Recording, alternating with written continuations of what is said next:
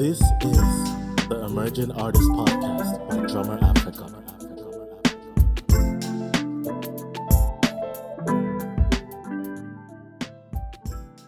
Hello, everyone, and welcome to another episode of the Emerging Artist Podcast brought to you by Drummer Africa. I still remain Toby Vice, and as usual, I'm here with my co-host, Agbawo Nesta.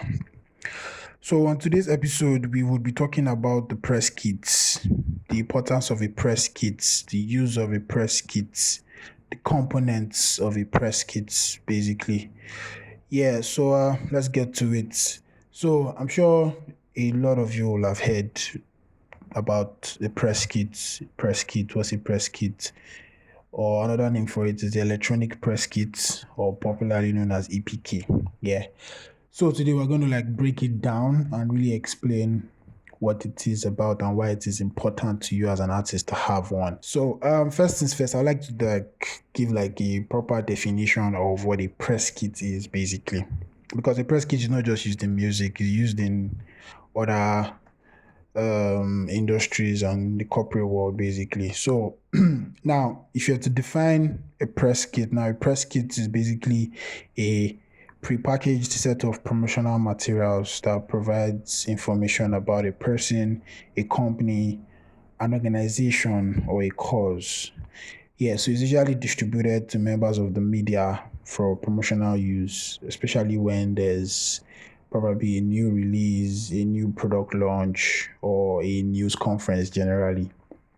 So yeah, that's what a press kit is. Now, in the music business, and then as it relates to an artist, now a press kit is basically a document that basically gives information about an artist.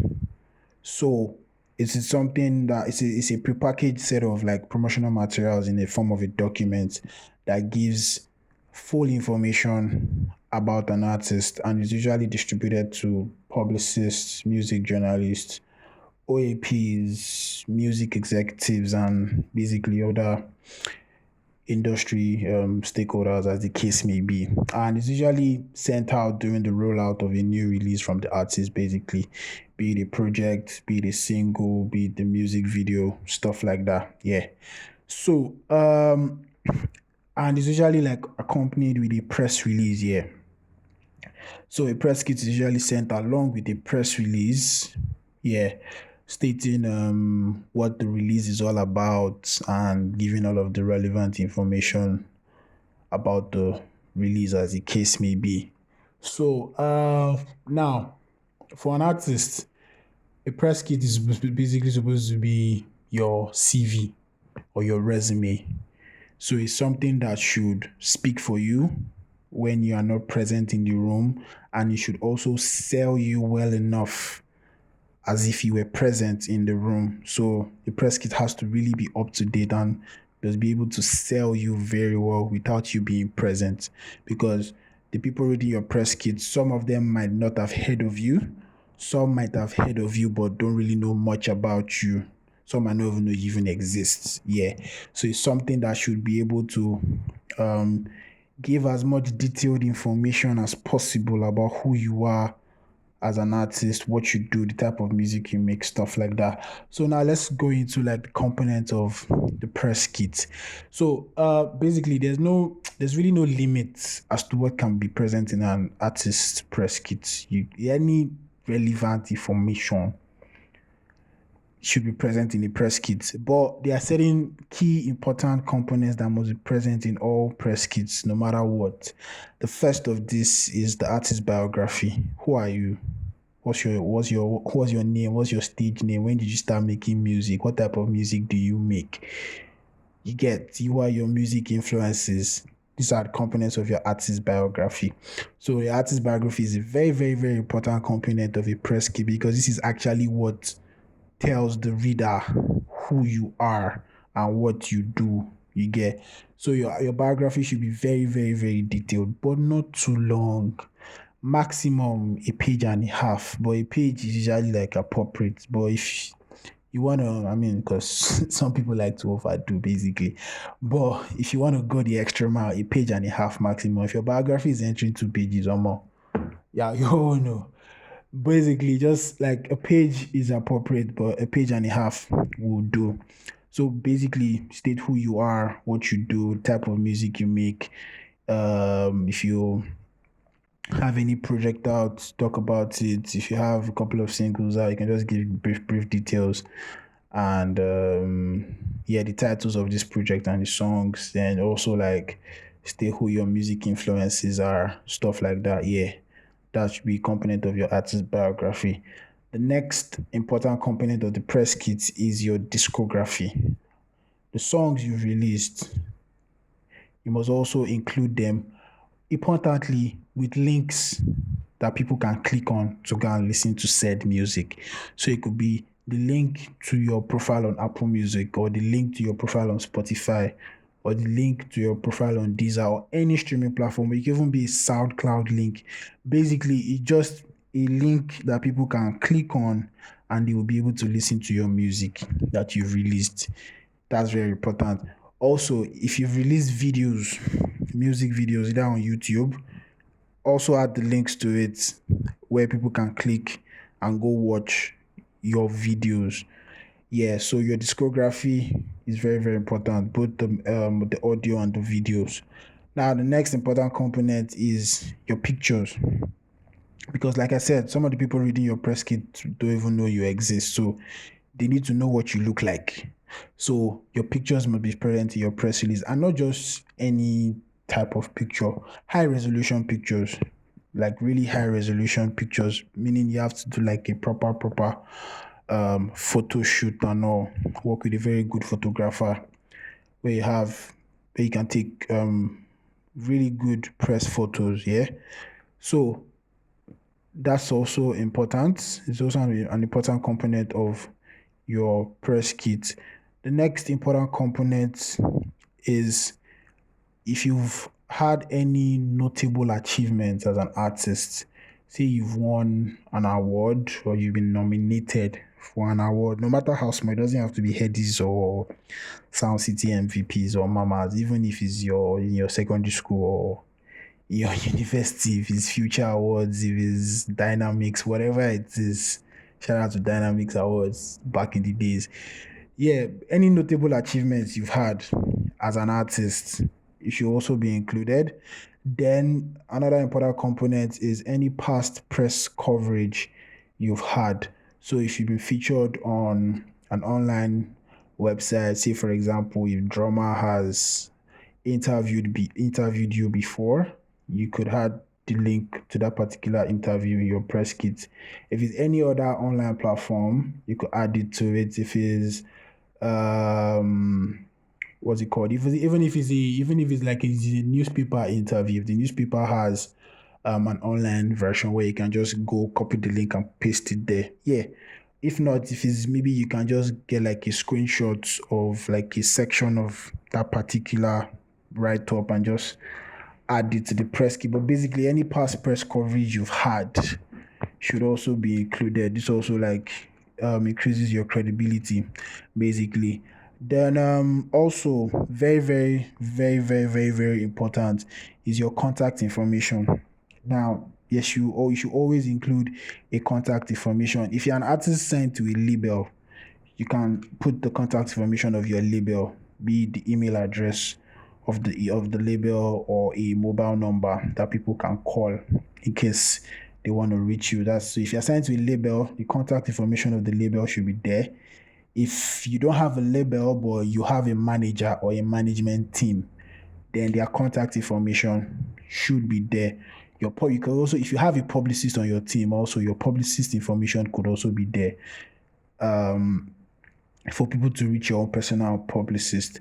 Now, if you do not have a label, you don't have a manager or a management team, you don't have a publicist, say for example, you're a one-man army, it's just you, then you should put your own contact information, your email, and your mobile number. And most importantly, whatever contact information you are putting there, be it your label, be it your management, be it your publicist, be it your own personal contact information, it should be something that any body should be able to reach at any time. Come rain, come shine. If it's an email, it should be an email that if someone sends you a mail, you'll be able to receive it and respond as soon as possible. If it's a mobile number, it should be a mobile number that would always be reachable, not the one that you put the number there and when somebody calls, it tells you the number is not available or the number is switched off. It really doesn't speak well of you. Like I said, it's a CV for you. So it has to be, so people who go through your press kit, if they need to get more information from you and they need to reach you, the contact information present in that press kit has to be something that would lead them to you or to somebody that can give them the information they are looking for. In this case, either your label or your management team. Then last but not least, another important element or component of your press kit should be the links to your social media pages. So your Twitter, your Instagram, your Facebook. If you still use Facebook, you should have the links to your social media pages also, so people can go over your social media and just like see what's happening there basically. Yeah. So these are like the most important components of the press kit. Like I said, there's no limit. You can add any other relevant information you feel that will be able to sell you very well as an artist. You can throw it in there. It's your CV. It's supposed to speak on your behalf when you're not in the room. So anything that will sell you positively should be included. So now there are two things I want to note, two very important things I want you guys should note when you're building your EPK. The first thing is you should make it interesting to the reader and be unique. Now, I'm going to repeat this again. Your EPK is your CV. It's a document that's supposed to sell you positively when you're not in the room. So it only makes sense. It only makes sense for it to be something that would capture the attention of whoever is reading it or whoever comes across it. So make sure that whatever content you are putting in your press kit is something that will interest the reader and will make the person want to probably reach out to you for a feature. Like if it's a blogger or a journalist want to reach out to you for a feature, if it's an OAP and then they like your song and they like what you do, what they read in your EPK, then that will give them more ginger sort of to play your song on their show and radio and stuff like that. So basically make it something interesting to the reader. And then also the next important thing is make sure to maintain your brand identity. Now, yes, as an artist, you should have an identity. So meaning there are certain color palettes and certain fonts that are associated with you as an artist. So your press kit should also reflect that. Basically for uniformity. So it should be, so everything in your press kit should be in line with what your brand represents. So if your brand colors, say for example, are black and gold, your press kit should sort of follow those that same color scheme. Yeah. So you should have elements of black and gold, stuff like that. Yeah, so there are two really key important things you should know when you're building your EPK. First thing first, it should be interesting to the reader, and then you should maintain your brand identity. Hey guys, it's about Honesta, and I hope you've been getting value from this podcast episode so far. Stick around. I'm going to be giving you 3 tips on sending your EPK to blogs and platforms. But before that, please kindly like, subscribe, and rate this podcast on whatever platform you're listening on. We greatly appreciate it and will help us create more episodes and know what you guys are feeling. Also comment and let us know what episodes you want us to cover, what topics you want us to cover, and how we can make this podcast better. Now, three tips on sending your EPK. The first thing is you should send your EPK at least 2 days before your release. So you should send your EPK 2 days before your release at least. This will give the blogger and the music journalist enough time to go through, because we receive a whole lot of emails, and sometimes before we can get to your email, your release date have passed. So we need enough time to actually get through and get your email. Also send a reminder email as your release date is getting closer. Send a couple more emails, and on the day of your release you can also send another email just to make sure. That is if you've checked the platform and they haven't posted up your song yet, or you haven't heard back from them. The second tip is to always use the BCC option in the email. When you're sending a mass email to a different number of blogs and different number of platforms, always use the BCC option on your email, because this will give the illusion of a personalized email to the platform. We don't get to see the other numerous amount of emails you've sent that same EPK to.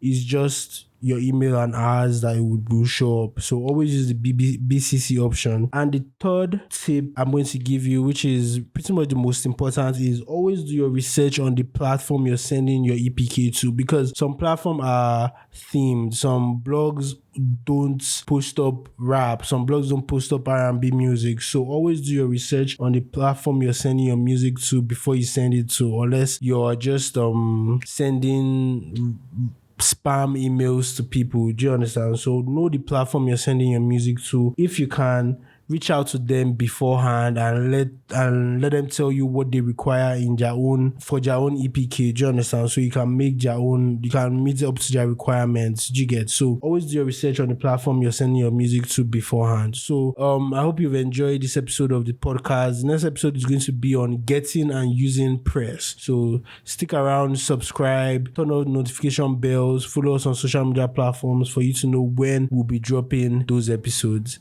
Thank you for listening.